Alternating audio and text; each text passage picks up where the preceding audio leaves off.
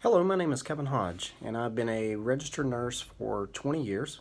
I was born in St. Paul, Minnesota, grew up in southern Kentucky, and relocated in 2003 to coastal Carolina with my family.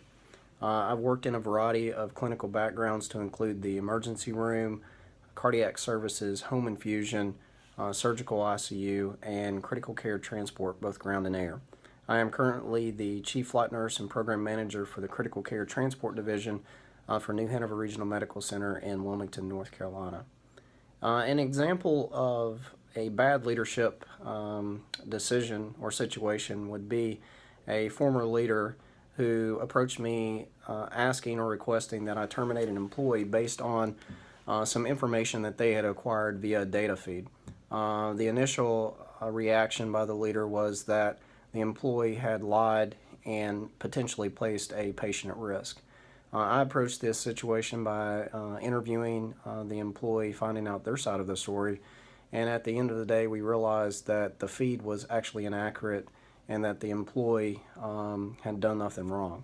What I learned from this situation was not to immediately jump to a conclusion before getting all sides of the story and looking at the details from an overview before you have a knee-jerk reaction, which in this case would have led to a really messy situation with an employee that, even if they were not terminated, would probably not have viewed our organization in a positive manner. A positive example of leadership would be an administrator that I had who really looked at what each individual brought to the table. So, for example, he was very good at relationship building. I was just not an employee, but I was a person that had feelings, that had experiences, that had opinions that he valued. And I think what I've learned from his leadership style was that effective leadership draws from relationship building. So, in order to effectively lead a group of people to a point or a desired outcome, they've got to trust you and you got to trust them, and there has to be mutual respect, and that's built on engagement and relationship. A short-term goal that I have is, obviously like everyone else in this group, to complete my BSN. I also had a short-term goal of recertifying my certification for flight, which I successfully have done.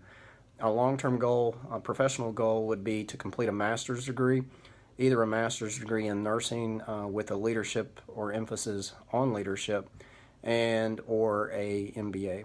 I look forward to meeting each of you, and I wish everyone the best of luck.